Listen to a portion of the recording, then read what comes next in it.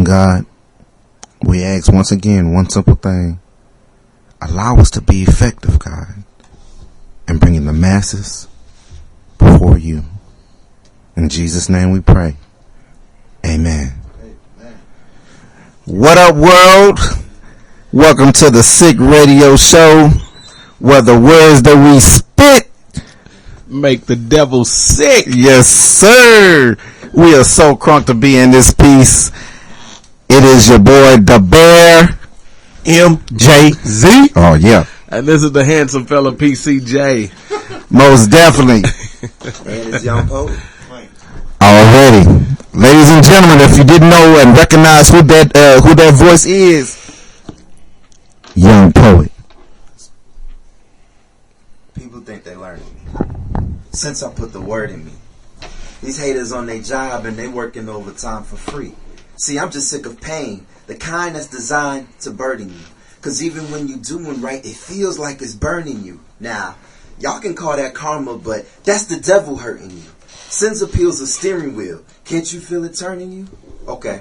It's like you're making love instead of sex. But now you can't discern the two. You thought you were earning his love, but the devil's really earning you. And even when you're righteous, people start to turn on you. They claim that you're judging them, but really they're just judging you. So God, help us with these burdens, because I'm blind just like curtains do. I'm drinking fruits of the spirit, but out of the devil's stew. But God says, do not conform and transform thy mind. So I throw out the world's uniform and think like Optimus Prime. Because God says, share in the suffering as a good soldier for Jesus Christ. So I'm going to fight for Christ because my sin made him die like a pair of dice. Oh, in paradise, God says salvation is far from the wicked. Sin can be as sweet as chocolate. I prefer my golden ticket. Because God says repent, for the kingdom of heaven is at hand. You see, God speaks to the spirit and the spirit moves the man. God then designs a plan that the spirit understands, and I, the man, receives the plan, or I miss the whole note like a marching band. But God, how do you take a leap of faith if you don't know how to land? God, I was born broken and I'm breaking as I stand. We know you can break. What? You never seen a tan? What, you can't open up? What? You never seen a can?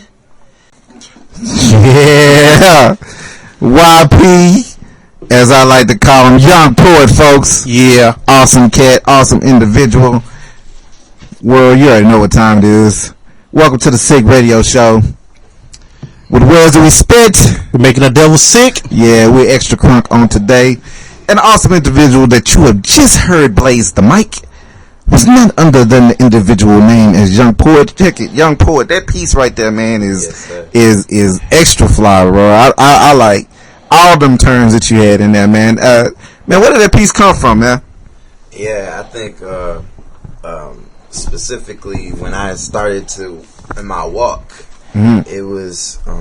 It was challenging. Okay. You know, I didn't know when you found God you would find some obstacles, and I started to write that because I wanted those that challenged me in my walk to join our conversation, and that's what that poem was entitled, "Simple Conversation." Yeah. And it was just my struggles and just the challenges that other individuals caused me, as I thought it would be simple to walk with God. That's what's up, man. That's what's up. We appreciate that piece right there, bro. So I have a question, and this is for the Bear and your part. How did y'all link up? How did y'all meet? Man, you know, I honestly can't remember what particular set it was, but somewhere. No, I do know where it was. It was the AIDS Walk. Yeah, it was the AIDS Walk. Mike Gwynn, awesome individual, by the way. Yeah. Mike Gwynn Entertainment, putting out all types of spoken word here in the Dallas Fort Worth area. Not just Dallas, cat is everywhere, man. Dude is up north, also moved around in Oklahoma, Texarkana. He has all these awesome events, and he had invited myself and Young Poet out to the AIDS Walk. I believe it was in South Dallas. I'm pretty sure that's where it was.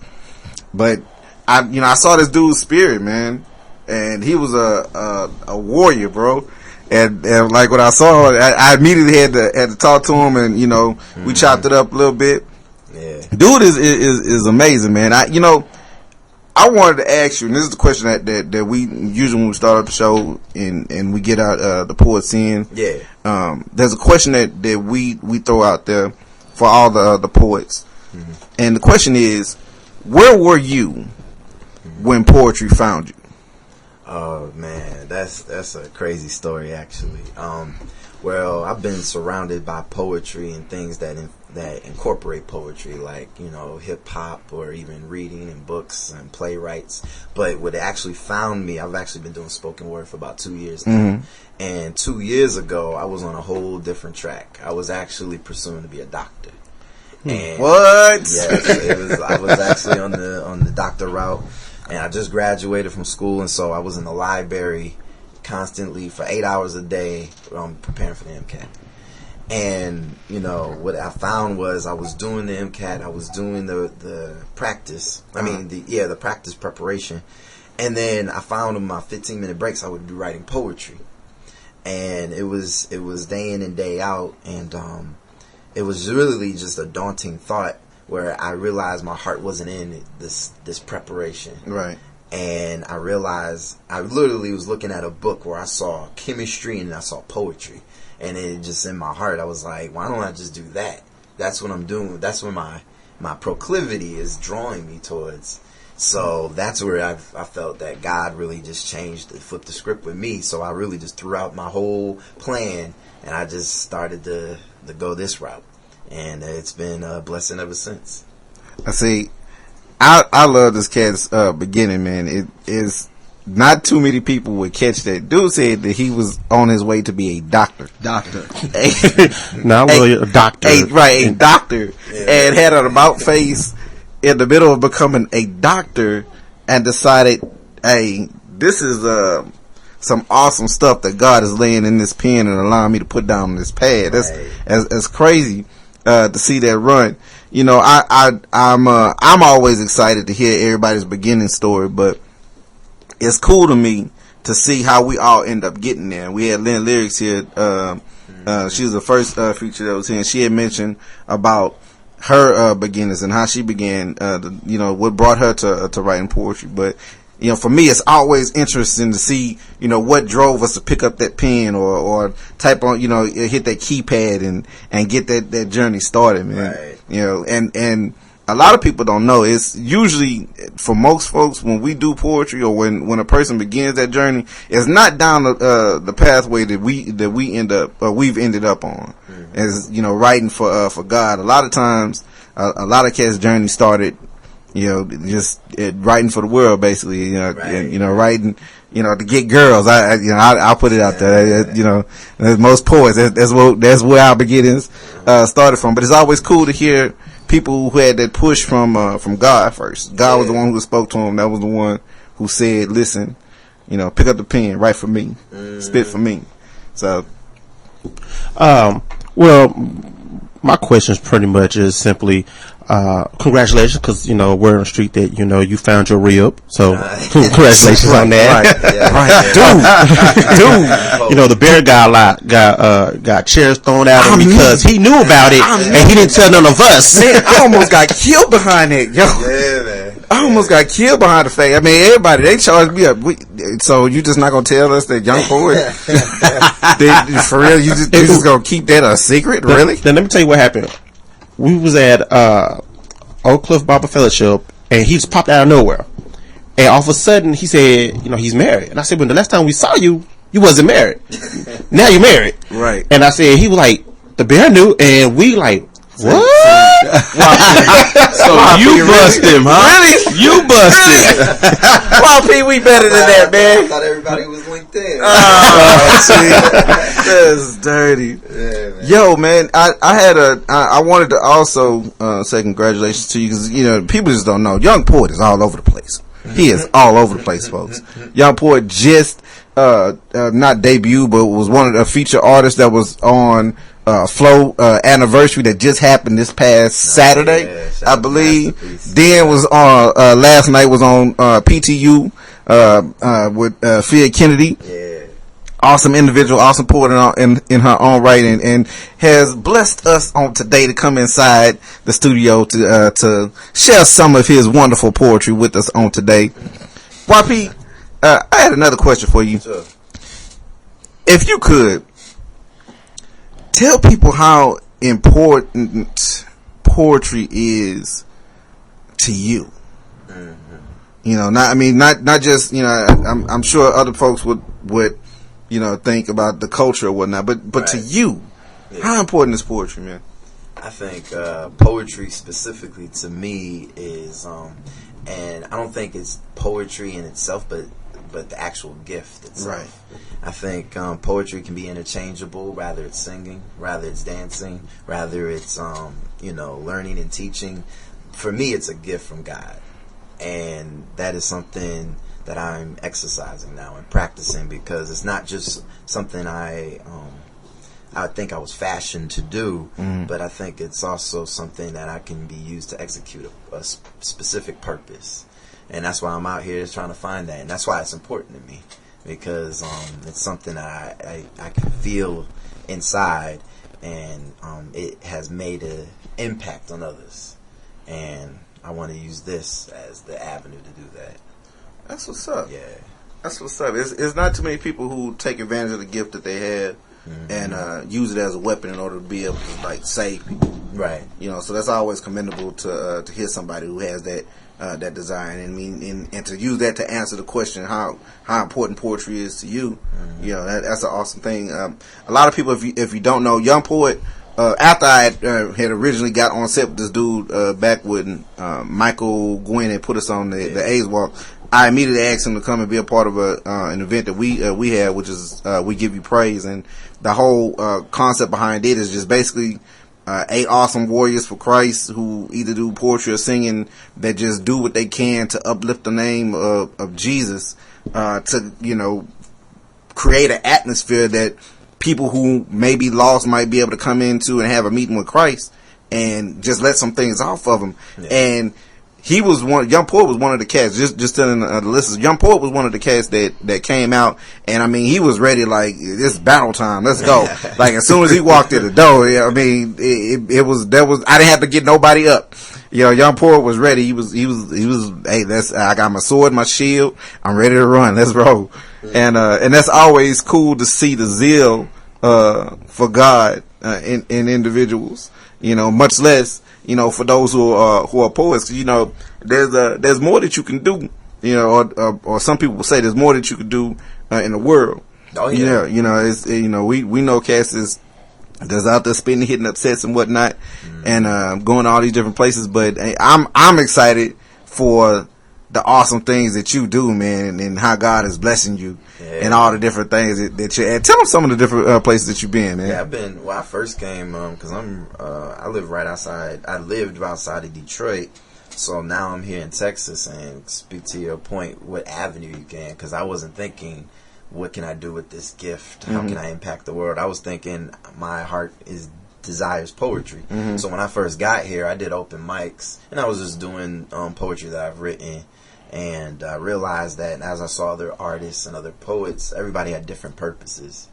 Everybody had, you know, some wanted to be comedians and entertainers. Some wanted to be, you know, the love poems. Some wanted to be rappers, singers, whatever have you. So, you know, when I first went to Heroes Lounge. Right. I did my first slam poetry. And I went in there blind, and I actually won it. What? Yeah, my first time. This is doing to the bear, yo. Right, yeah, it was my first time. I didn't know what slam poetry was. They said I was signing up in mic. They're like, "Hey, why don't you do a slam?" And I had like 2 or 3 poems, and I was like, I only had 2 or 3, and so that was, and then they just went from there. You know, then I started. You know, I did the We Give Praise, I did the A's Walk, and I'm part of Voice, which is a reoccurring event that we have. It used to be in Wiley, and now we're out there in Plano, and that's part of this real talented team. I'm actually fortunate to be on Ron Voyage. That's my cousin, and now we're both doing poetry. So, and then being on the radio, and just all these different opportunities and minister opportunities. like getting invited to different churches. I've actually performed at the middle school, DV8 at the One Community Church up there in Allen.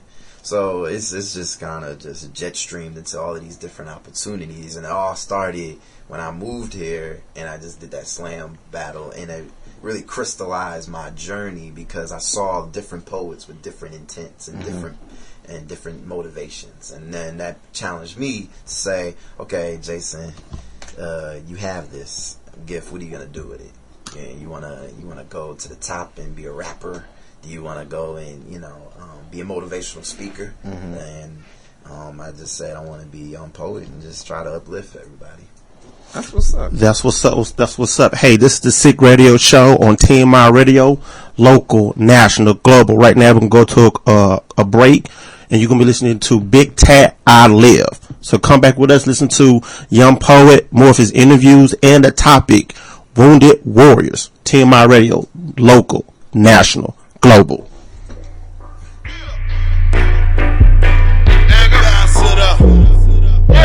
A result of my mama's prayer.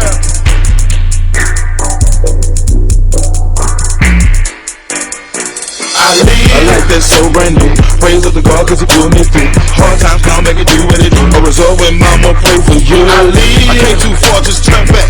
I like the new me, this is Big Tat. Christ changed my life, this is where I'm at. How you feeling that? How you feeling that? I like that so brand new. Praise of the God cause he pulled me through. Hard times come back and do what it do. A result when mama pray for you. I came too far, just turn back. I like the new me, this is Big Tat. Christ changed my life, this is where I'm at. How you feeling that? How you feeling that? Let me break it down what God can do. Food on my table when I had no clue. Put me in some places that my mind never knew. After seeing all this, told Satan I'm through. I was hiding in my mind trying to always find the easy way out, but it wasn't this time. Had to learn the hard way, get back in line. And it wasn't by me, but for God to shine it now. He is the light of my life, now I can truly see the person I was before and who I'm supposed to be. And now when I come from his ways, I'm keeping him close to me. An ambassador for Christ is who I chose to be. All I gotta hear is Christ, I'm a ride. Hate all you want with Christ, I'm fine. I waited for this moment for a real long time. I'ma preach God's word to all humankind. Yeah, I went the wrong way like Saul did. Yeah, I knew about Christ when I was just a kid. Like the world know today who Paul is. They gon' know about Christ when I kingdom be. I like that so brand new. Praise up to God cause he pulled me through.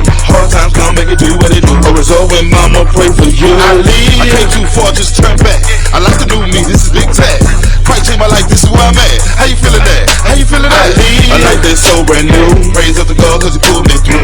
Hard time come back and do what it do. A result when mama pray for you. I came too far just to turn back. I like the new me, this is Big Tat. Christ changed my life, this is where I'm at. How you feeling that? How you feeling that? You wanna know how Big Tat live? Well, let me ask this question about you. What's the definition of a Christian?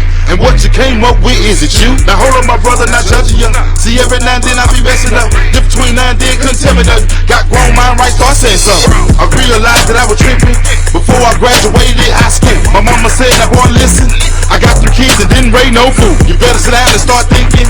Start thinking about what you gon' do. Thank God for grace and his mercy. Where I am right now, he already knew the best time I was shining. Christ saved my life when I was dying. Now I pray before I write my rhyme. When I break it down, how that sound? Man, Christ the greatest, now I live. Used to borrow, now I give. I used to steal and now I chill. And go to work to pay my bills. I like that so brand new. Praise up to God cause he pulled me through. Hard times come back and do what they do. A result when mama pray for you. I came too far, just turn back. I like the new me, this is Big Tat. Christ changed my life, this is where I'm at. How you feeling that? How you feeling that? I like that so brand new. Praise up to God cause he pulled me through. Hard time come back and do what they do. A result when mama pray for you. I came too far just to turn back. I like the new me, this is Big Tat.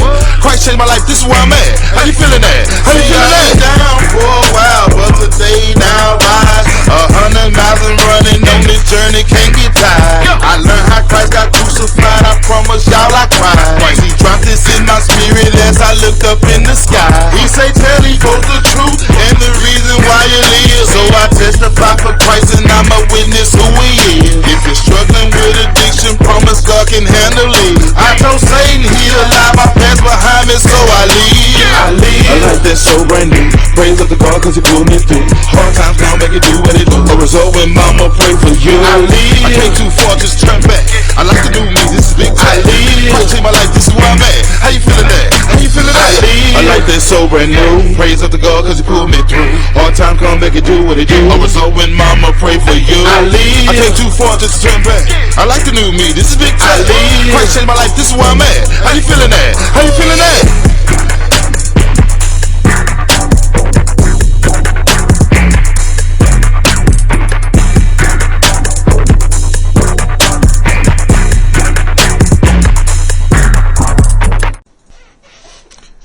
What up, what up, what up? Welcome back to the Sick Radio Show, where the words that we spit, we're making the devil sick. I am again the bear. This MJZ. And the one and only handsome fella of the group, PCJ. That's conceited, right? Man, I'm just telling you. Listen, we here in studio. Wait. What's wrong with being confident in who you are? Is there anything wrong with being confident? Now, when you blast it on the air, that's a problem. That's to yourself. Go ahead. Hey, do your thing, but not to the world. No, Right. See, we're in studio with Young Poet. Hey, what up, though? And we're about to move into this awesome set. Yes, again, we have the awesome topic that is brought forth to you, Wounded Warriors, in real talk. Well, we have real people with real problems producing real results. Holla at your boy. Alright, today's subject is Wounded Warriors. So I know some of y'all thinking, what we talking about? We talking about Wounded Warriors. People that's serving Christ, getting hurt, or, getting stabbed in the back, or, what do they do in this situation? So for the table, for the world that's listening, I have a question to pose. How do you get up from being wounded? Man, that's a deep question. I had to pause on that one myself because, for real, it's too many times people think that you are actually healed and don't really actually take the time to be completely and totally fully healed. Allowing yourself to be healed has to be the prime number one first step that you make in order for you to get up. You can't just move it and be here, because there's a saying that goes around that hurt people hurt other people. Right. And there's no way to get beyond that. That's just fact, because you have not healed, regardless of what situation you're in, and especially more dangerous in ministry behind it, because if you haven't allowed yourself to get healed and you're put in a position you think that you're ready to be able to help somebody else, you think you're ready to be able to minister in whatever form God has blessed you to be able to do, but in all actuality, man, you may not see it, because you may think that you are doing right, but I mean, it's almost like serving somebody apple pie that's laced with poison, man. You think that you're giving them something that's good to them, but what you're doing, because you're still hurt, it's still allowing that hurt to flow into them. Now, you talking about, when you saying they're still hurt, you talking about in the same situation or in a different situation? Whereas if I'm hurting one area and you hurt another area, are you saying that you can't help me in that particular area? I in all honesty, I kind of wonder about that, because I think that if you're hurt, it just filters out into everything that you do. Especially when it comes to ministry, because you're trying to help, but it may not be the same scenario or same situation, but because you're still dealing, your whole characteristic, your mindset, your way of being has changed. You're not the person that you were before you got hurt. So you don't really necessarily function like you did before. Your mind is you think different when you hurt. You know what I mean? There's so many different characteristics that are going on inside of you, and if you don't acknowledge that, if you don't recognize that, then you'll be operating. I want to say, you'll be fooling yourself. You'll be just actually believing that you're doing something righteous, man. But just seeing how you're cutting on folks in that process is just crazy. I think it's important to also look at what's hurting. A lot of times we feel pain, but we don't know we don't know what that pain is deriving from. So I think, I mean, I look at spiritual pain as the equivalent of physical pain. It's like, if you hurt, what you're gonna do? You're gonna go to the hospital, you know, and see what the diagnosis is. Okay, once I know what the diagnosis is, then I'm going to get the treatment. And I don't think that's any different from a spiritual perspective. I think you need to identify, oh, maybe it's my pride that's really causing this, or maybe, you know, an insecurity that I can't deal with.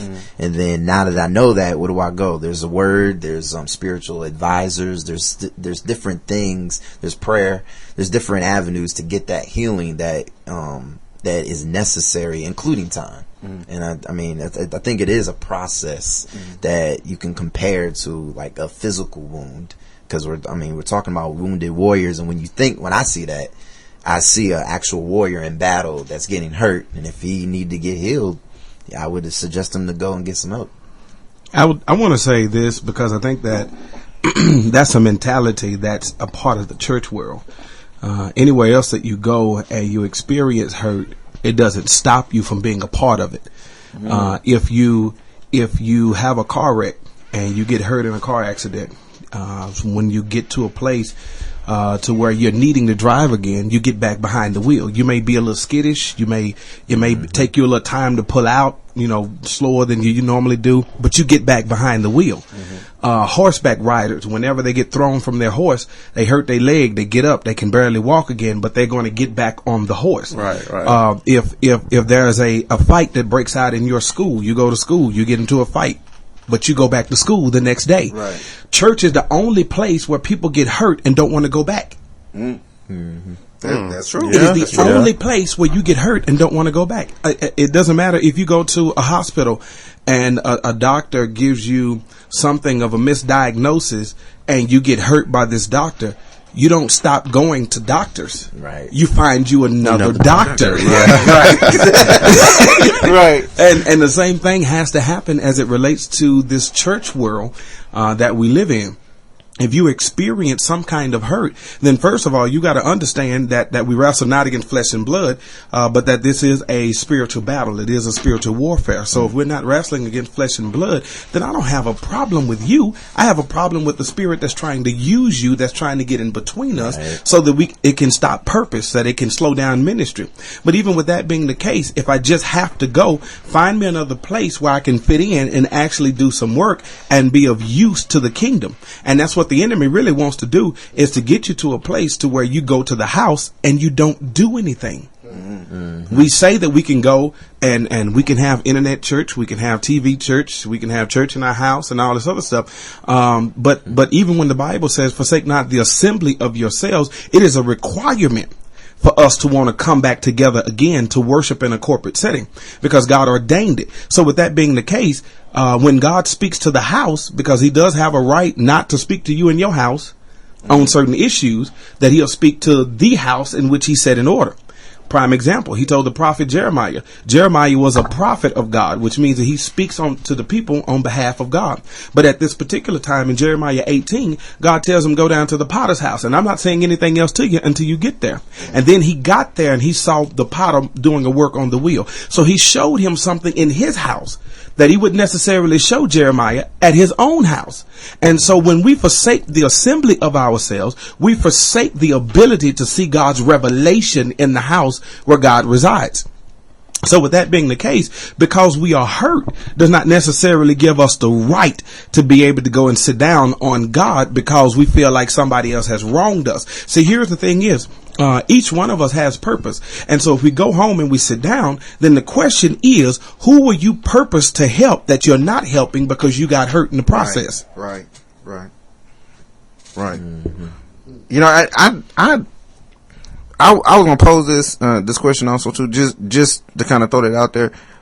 Like, with that being said, do we as believers, should we take any type of responsibility when it comes to the people of God, or those who may be newbies and trying to be the people of God? Like, should we worry about trying to make sure that we don't hurt them, and if it does happen, should it be a prime responsibility for us to make sure that we go and fix it? Well, I think it's very important because it's just like a baby. You know, you have a baby in the world, so your job is to protect that baby. If the baby gets hurt or scarred, that's there for life. You know, it may be physical or mental, but the baby gonna remember or something or have a scar of that. I think you should definitely protect that newborn Christian because again, all of us as ministers, we pretty much are prepared as far as the babies, you know, the new Christians, they're not really prepared. So anything that comes at them, they're going to absorb. So it's our job to make sure that they don't absorb the wrong thing. Because if they absorb it, they're going to keep it. And if it's something foolish, then they're going to spread that around. Most definitely. You know, but I wonder though, like how many of us take that seriously though? You know, I mean, like how many of us really take that charge to want to make sure that we take care of those that are new and members of the church, you know, correctly. And I know sometimes we say that we're supposed to be Christ-like, but sometimes, you know, people may get a little fleshy. If I can't use that word, yeah, go ahead. You know, and end up in a position of where, you know, they may wrong somebody, but don't necessarily feel that they wronged them, and don't necessarily feel any type of charge to go and fix that expediently. You know what I mean? Well, I think it's because in this day and age, and I don't care who toes I step on, is being real. It's most churches that I experience, it's more about money. How many people can I get in? And after you get in, oh, I'm done. There it is. There you go. It's like throwing white wet rice on the wall, and you hope that it sticks. That's basically what it is. It's like you're in, you know Christ, great. Now get acquired, but you know no foundation whatsoever. Right. That's just like the Three Little Pigs. You know, your foundation. You know the first pig had hay, sticks, you know, whatever. You know, it's like. That's right, folks. The Three Little Pigs that made it into the sick radio show. I'm just saying the big bad wolf. I mean, I'm not being real. If you know, for all the children out there, I mean, it's just like the wolf, the big bad wolf is the devil, and if you have a weak foundation, all the devil gotta do is blow your house down. Now you have to run to something else until you find a place. And you realize the story, they went to a place, the eldest brother that was wise and built it out of brick and concrete. And so the same thing with the church. You keep going to these churches that just for show is going to fall just as quick, but you go to church to have a good firm foundation, it's not going to happen. Okay. So we have Bible teaches us and trains us that we are supposed to be Christ-like, right? Psalms 121:5 says that the Lord is our keeper, right? So John 1 says that in the beginning was the Word was with God, the Word was God. Right. Verse number 14 says, and the Word became flesh and dwelt among us. So it's saying that God became flesh, right, and walked among us. But in Psalms 121 it says God is a keeper. So when the Word became flesh, Christ dwelt among us, was God in the flesh. Psalms 121 says God is a keeper, but the Bible teaches us to be Christ-like. So if we're supposed to be Christ-like, Christ became the flesh of God, and God is a keeper, then that means in order for us to walk this Christian walk, we have to be keepers. Right. Okay. I have to be a keeper of my brother. I have to be a keeper of my sister. And I have to be able to put myself in position. And the Bible also makes the suggestion that we ought to bear one another's burdens. And there's been a misinterpretation of the text because we keep saying that in order to bear someone's burdens, that I got to come take your burden off of you and help you carry this thing. But that's not what the text is saying. The original translation of the text saying that I need to put up with your burden. Meaning that your fight may not be my fight, but I can't get mad at you because your fight is different than mine. Right. Yeah. So if I'm going to be my brother's keeper, then that means that I have to operate in a level of passion and compassion that allows me to still be passionate about what God said do, but then compassionate enough to love you through your pain. Can you repeat that, what you just said, like right there, what you just said, compassion and compassion? Passion and compassion. Yeah, go ahead and say that one time. I don't think the people heard you correctly. Go ahead and say it again. You've got to have the passion to do what God has asked you to do, but then you've got to have enough compassion to be able to go to your brother and pull them out of their pain, pull them out of their trouble. It's the same thing. If I was worth to see MJZ on the corner and he is drinking himself into a frenzy, I can't bring him before the church and say, hey, I told y'all he wasn't no good. It's my job to say, hey, come to my house. Let's sober this thing up. Let's figure out what's going on, and then let's move forward from here. Right. That's me going to my brother's defense. And so what happens is that we begin to, because we jockey for position so much, right, we like to expose one another and then try to take their place once the church puts them away. But that's not necessarily how God told us to do it. The instructions for us is to be our brother's keeper. So with that being the case, if God isn't throwing people away, then what gives us the power and the authority to say, I'm going to throw you away? For God so loved the world that turned his back on him, that stopped following him, that pursued idol gods, that quit praying to him, that quit looking forward to him. For God so loved all of them that he gave his only begotten son. Right. So with that being the case, that means God took everything he had to restore a relationship that was broken. So the question is, what are we doing to restore relationships that are broken? Right. You know, that's a good question. That is a great question. And it's funny because, you know, we're talking about the topic of Wounded Warriors here on the Sick Radio Show on TMIRadio.com. And it's crazy in saying that, because as us as warriors and understanding this great, because that's my thing. Whenever I see an individual and we're getting ready to minister or whatnot, I talk to them in the fact of as warriors. That's who we are. We're soldiers for Christ. Is what we're getting ready to do. We're getting ready to minister or whatnot. But it's awesome that PCJ just mentioned the fact that, you know, we're supposed to be keepers of our brothers and sisters, and what general would just want a portion of his army functioning. Right. You know, what general would just want a portion of his army? He would want the whole thing up and ready to fight, correct? Yes. You know, and this battle that we are fighting as Christians is the most important battle that man has ever faced or had to face or take a part of in life. Forget anything that you've seen on the news or anything like that. This is the battle. This is the one that, because it's for the eternal soul. You know? And even with that, to piggyback off of that, even in wartime, it doesn't matter how many bombs are going off. Matters not how many grenades have been thrown at you. No matter how many bullets is flying by you, if your brother drop, those that are in the military go get the one that is falling. Right. Right. You know that behind. So in a physical war where it is easy for you to lose your physical life, military will go back and get one that is fallen. Right. In church, come on, Doc. Here we go.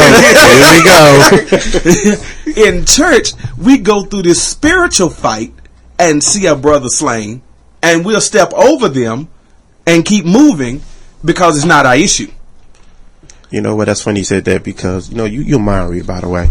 Because I remember, I think last year it was this artist named Tone, and I've never heard of Tone. He's a great artist. His voice is powerful, and then it just so happens that he slipped and stumbled, and because he slipped and stumbled, the gospel industry turned his back on him. So, and I thought about that. I said, well, he was wounded, so why? Where did we get that concept of, well, you hurt, I can't help you? I mean, where do we get that from? Because right now, I believe the fact that his voice was so anointing, but the fact that the devil got a hold of him, that the gospel industry could not or will not help him because of it. So we sing about this, we talk about this, but when do we actually put that to action? Show an example. I think it's important to know that the church is still surrounded by culture that is in the world, that people that are attending church, whether you're a minister or a member, you come to the church home, but you're still going back out to the world. So I mean, you can bring some of that stuff in. So maybe, you know, the world says, look out for yourself. Don't extend a hand. So why would you not be surprised if somebody that just came out that world that is being poured into that way goes into the church and says, why would I help somebody when the world's been telling me that all week? And then I go to Sunday and, you know, I don't want to help you. I want to keep to myself. I want to show face. I think it's a responsibility to the church that it needs to create an environment of honesty and transparency. I think that you don't want to tell your problems. You don't want to go out there and say, I need help. I don't think the idea is to stop people from being hurt. Rather, you've been a long-term member or a new member, you are bound to get hurt some type of way. Right. Yeah. You know, but the idea is to create an environment where you can get hurt and get picked up in the church. Because I mean, I know when I'm in a life group and we do life together. And it's like a group of about 10 guys. And, you know, all life groups aren't, you know, productive. But we've created an environment amongst ourselves where we can pick each other up. I can tell them about my day, and it's been really hard, and they won't judge me based on that. And the only reason I'm telling them that is because we've instituted and established an environment where I feel okay. So, I mean, we can see tons of people hurting, but even if we do extend ourselves, we're going to be taken back because we took that chance to, hey, I'm trying to help you out, and why are you still giving me the cold shoulder? So I think it's just important to be mindful that the surroundings and the world that we're in, it says do not conform, but be transformed by the renewing of your mind. And I think that's just really important, because if you're not renewing your mind, you'll see a byproduct of that in our churches. Right.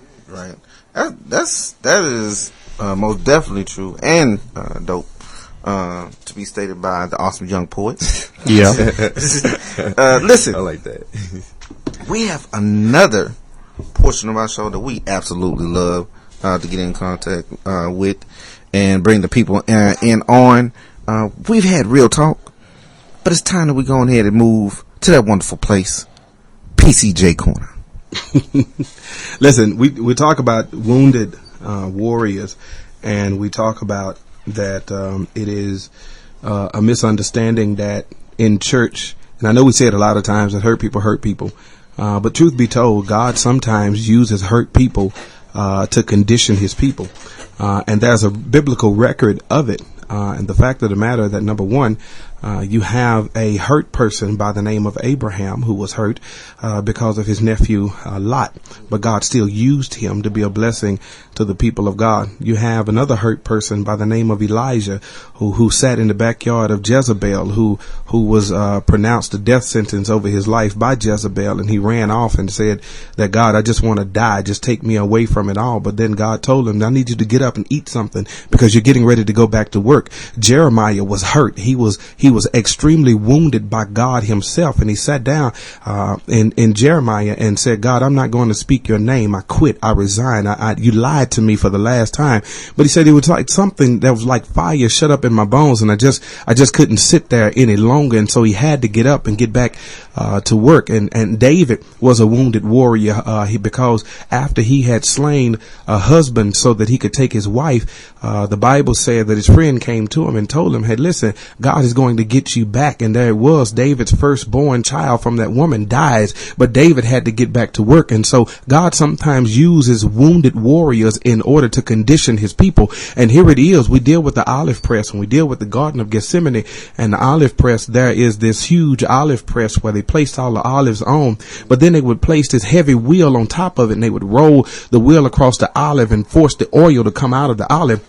And just when the olive thought that enough was enough, they would roll the wheel again, and then they would extract more oil that comes from the olive. And there it is. The olive says, well, finally we're done. But then there was a third time that the same wheel rolled across the same olive to try to get more out of it than it got the first time. And here it is, more oil begins to run. And so sometimes God has to put us in this olive press, and he has to wound us. He has to get us hurt so that we can produce some things for him. Even the great great gospel preacher, the giant himself, the apostle Paul, says, God, I went to you 3 times and I kept praying for you to remove this thorn. He said, the 3rd time I prayed, that God began to open up and speak to me and said that in your weakness, my strength is made perfect. And so there it is. He said, my grace is sufficient for thee. And so all God does is in our wounded areas is force us to get to a place to where we don't have a choice but to be humble enough to fall down and look back up to him. Like David said, I will forever look up to the hills. From whence cometh my help? My help comes from the Lord. And so if you're a wounded warrior and you've got to get back into the field, first of all, I need to tell you is that you got a partnership in prayer. You've got to be able to go to God and talk to him and tell him about your troubles and your problems and begin to lay your burdens down at the altar. But then you got a partnership with power, because you've got to tap into God so that you can have enough power not to retaliate against the flesh, but then tap into the power of God so that you can fight back off the attacks of the enemy that's coming towards you. But then you got a partnership with praise, because now you got to give God glory that he brought you out of the fight that the average person would have thrown in the towel. The average person would have lost their mind. The average person would have given up on, but God allowed you to come out of this thing, and understanding that he planned this just for you so that he can keep you in the fight. Don't allow the enemy to steal your fight because you brush up against your brother or your sister in church. Understand that it is an attack from the enemy just to stop and slow down the program and the progress of what God has for you. So don't allow the devil to steal your joy. Don't allow him to steal your ministry. Don't allow him to steal your dream. Don't allow him to steal your hope, but partnership with God and allow him to restore everything unto you that you felt like you lost, because the joy of the Lord is your strength. That's what's up. That's what's up. This is the Sick Radio Show. Yeah. Awesome word. We on love PCJ Quarter. Hey, real quick, y'all, we're gonna go to a little small break. This is the Sick Radio Show. TMIRadio.com. Local, national, and global. Oh yeah. Next poem is called Man Up. And I wrote it because I feel that we as men need to play a larger role in the lives of our sons and daughters.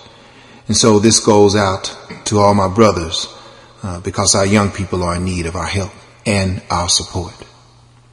Man up. To all my brothers, from those in the streets to those who are in power, we need more than a moment of silence to address this hour. 1 in 4 of our young men from ages 18 to 25 have had some issues with the law. Check the ballistics on the data. The numbers are staggering, and yes, they are wrong. I give much love to the single mothers, the wives that support their families, and the women who help raise children born of others. For you, not enough can be said. You are truly superwomen and deserve all your accolades. I've written a beautiful and wonderful piece I've devoted entirely for you, but these words are for our sons and the men I feel we need to reach out to. I know not having a male figure in your son's life was not what you elected, because there are certain things he simply must get from a man's perspective. How he walks and how he talks, his sense of responsibility, how he should respect and protect the rights of a woman's femininity. To be strong, learn a trade, find his purpose, and bless all his days. There are too many mama's boys who live growing up twisted because their moms did so much for them. Their expectations are senseless. They feel it's okay they don't work. Let the women take care of you and be lazy. My, how they have been misled. If a real father was in the house with those young men, whenever they didn't act right, they'd get popped upside the head. Yet daughters need their fathers too. We all need balance in our lives. He will show her love and appreciation and hold her when she cries. He will teach her how she should be treated and help her to silly games. Make sure she demands respect and not accept being called out of her name. He will show her that the length of her skirt cannot define what she is worth. He will help her see that big feet don't always mean big treats, and that she knows there are so many more requirements a real man has to meet. But back to our young men, especially those with their pants on the ground. I know not all of you are unruly, but I wonder if a real man is around to talk to you about perception and that we are the sum of the choices that we make, how we succeed in life and what it's going to take to educate your minds and dismiss all the fairy tales. There is no honor in ignorance and living your life in a cage called jail. These are the ones we really must reach, those lost in a world with no value for life and who glorify the streets. For the men who are out there now and are on the grind every single day, working to make a difference and peeling hopelessness away. We applaud and salute all that you do. My brothers, your work represents the truth. For the parental fathers, stepfathers, the big brothers, the mentors, and those working to save our sons, we praise your devotion and leadership in recognizing the job that has to be done. For the future of our children, for the sake of the lives of all we must touch, this call goes out to those on the sidelines. Get in the game. It's time to man up. What up, world? Welcome back to the Sick Radio Show. Where the words do we spit? We're making the devil sick. Again, I'm the bear. MJZ. PCJ. Since they don't want me to, Right. All that explanation, man. All that explanation. Talking about the wonderful and this. No. Right. Listen, what you have just heard was the awesome poet Zamil and that wonderful piece that he had entitled Man Up. That's right. CDs are definitely available on iTunes and CD Baby, I believe. And Amazon. Awesome. Listen, we had a great time here at the Sick Radio Show. Yes, sir. But we got one more thing left to do. Ladies and gentlemen, young poet. I'm on a Daniel fast. Daniel fasting, asking God, clean me, where's your napkins? The enemy's attacking, we always meet like Atkins. Cold words hurt like scratches and I'm surrounded by Alaskans, but God made me stronger, a painkiller, I'm an aspirin. I'm receiving the bleeding destined for demons and heathens. Even when I'm leaping off the deep end, it won't work like a weekend. If you have a problem with me and how I'm simply eating, be careful what you say, you don't bring beef to a vegan. My friends ask, why so serious? I'm like, dog, why is you joking? Hell's a flame domain, we on the first train smoking. Don't try to clean your sins when the heaven starts to open. That's like trying to pay your bills using Chuck E. Cheese tokens. God got the devil choking. I guess that's why he's croaking. I'm the street fighter for hope, throwing God's word like Hadokens. Listen, I was broken, I put hope in, now I'm open to his lesson. So say it, name it, claim it, stop choking on your blessing. Oh, and if I'm a holy roller, I guess we're all on a bowling tip. But if I roll with the kingpin, then who exactly are you rolling with? Bowling metaphors aside, y'all really need to hear me, cause when that last day strikes, everyone will scream, spare me. Now, I'm not trying to offend, but there's no need to pretend. The devil's at our front door and we keep letting them in. I'm trying to bring hope to the hopeless, old heads to the dope heads, cause I'm sick of people gassing up these lies like a moped. Stop acting like we different when we in the same boat, cause you get high and I don't, because you lie and I won't. I'm lusting after sins like women on a personal note, but with the person I know, he gave me purpose to float. So if you're addicted to smoke or you don't know how to cope, I'm not gonna judge and watch you fall. I'm gonna throw you a rope. But I believe in Jesus Christ. I don't worship a goat. Jesus is a green light. I'm hunking at you to go. But maybe I'm the Jesus freak. Maybe I'm a little off. But remember, you can't excel in the world's office where people act Microsoft. And if I seem mad, I'm not angry at you.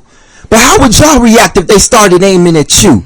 Oh, and to my non-believers, I'm going to let you do you. Because even you acknowledge God whenever you hear I chew. So God bless you, young poet. What? Like, hey man, there's a couple times dude was spitting, I want to say rewind. Hey, madness already. Hey, YP, before we get out of here, man, let them know, man, where you gonna be at next. What you got coming up next? Yeah, man. Y'all can. Well, first of all, you can follow me on Twitter, YoungPoet313 or Gmail, YoungPoet313 @gmail. I just got my website going, yp313.blogspot.com, and yeah, I'm actually taking my ministry to a fashion show. Yeah, I'm doing Dress Dallas, July 19th, in the DF Dub Metroplex. That's what I'll be doing next. I won't be walking up the runway, but I'm gonna be spitting on the catwalk, so that's where you can find me next. You know? Already. So I have a question. Yeah. What's up with the shirt Forever Young? Yeah, the people out there that's listening, they don't see the shirt, but we're gonna have pictures up so you can check it out. But Most you're gonna explain the shirt to them, Chief. Yeah, well, being a young poet, I really internalized the young aspect, being vital, being ambitious, being not limited to the limitations that you learn as you get older. So I mean, that's what I'm trying to do. I'm trying to embody it, and as far as my shirt being young forever, I mean, my name is Young Poet, and that's what I plan to do, because when I get to heaven, it don't stop here. Already. Yeah. Real quick, also too, just before we let you out there, man. Yeah, how can they get in contact with you if they wanted you on your on that set? Oh yeah, just hit me up at youngpoet313 @gmail.com. Yeah, you can just hit me up, and through the Twitter, Facebook. I'm on Facebook, Young Poet, and yeah, you can find me there. That's what's up. Yeah. PCJ, you got anything going on, man? Oh man, do I not? He's a busy man right here. I know already. Oh, one day we'll get there. One day. One day. Yes, as a matter of fact, on tomorrow's Wednesday, right? Yes, sir. Yes, sir. On tomorrow, I'll be with Bishop Tony A. Monk Sr. At the Strong Hands Ministries there in the Lancaster area. I apologize, I do not have the address for that.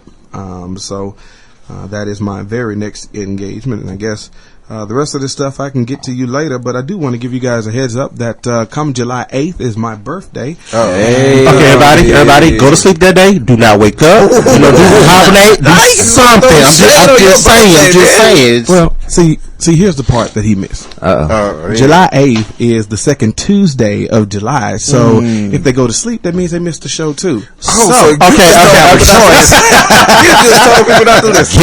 Okay, well, choice but to celebrate my birthday. That's what's Well, we're up. not going to That's sing what's happy up. birthday to you, so don't. No, you're going to sing happy birthday. You're just not going to sing your real cute version. It's gonna be that. Real quick, everybody. Real quick. Anyone that's an artist, poet, gospel. If you're an artist, hit up 10mileradio.com or the Sick Radio Show. We want to play your music. All right. So hit us up. So we want to promote your music. Have it on the air, help you out, help us out. Amen? Amen. And I just want to say thank you for having me out. I had a blast. I've been honored, and it's a blessing. And I love what you guys are doing. Appreciate it. I think everybody can be inspired. What was that? Yeah. Appreciate it. We are about to be out this bad boy. We got the open mic set coming up next week. Definitely, you want to be a part. The Sick Radio Show. Tune in, while out, be blessed.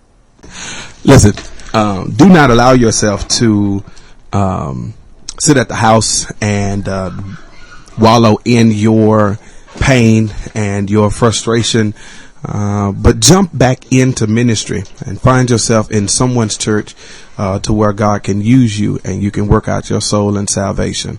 All right, be blessed. This piece is called To My Sisters. It is a tribute to your legacy.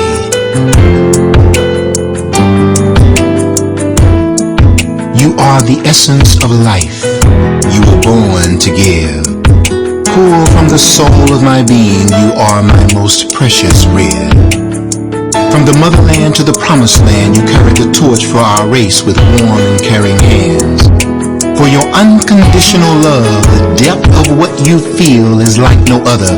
For years you pressed on for your family, your culture, even through the trials and the struggles. And And for the one whose voice ring out across the land, preaching freedom for her people who wore chains as they would stand. An abolitionist you were called, a pioneer of destiny for us all. You were the profound and prolific truth. From the battlefield to the courthouse, you blazed a trail that helped turn justice loose. Because of your love. And for the one who led so many to the gateway of freedom's road, your path of exaltation had to shine a light, for underground was the movement of your most precious load.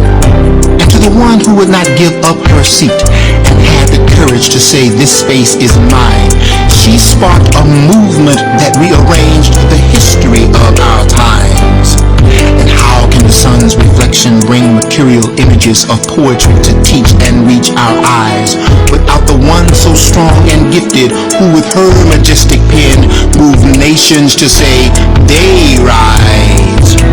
Yet this is also from my mother, who now rests beyond the pastures of paradise.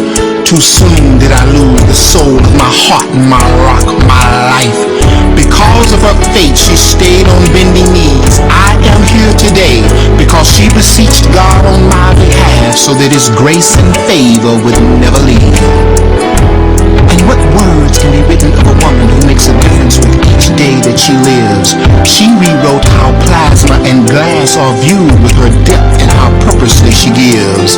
Known from around the world, from kings and queens to storehouse clerks, her humanity is legendary, the old and her network. And who cannot remember where they were when the compendium of a woman stepped into infamy on the world's stage, propelling a cherished vision to be realized before her people's euphoric amaze. With grace, strength, eloquence, beauty, and intelligence, infinite is your wisdom, your poise, your relevance. Blessed were we to see a prophet's dream come true. Timeless was your arrival to that haloed address on Pennsylvania Avenue. Come on, everybody, snap with me right here. Lest we forget the cooking of those red beans, collard greens, and cornbread, peach cobbler, and homemade sweet potato pie, macaroni and cheese with turkey and dressing so good, all you could do is go to sleep on a stomach filled high. For the wives and all the times you stood by our side when trouble came and there was nowhere to hide.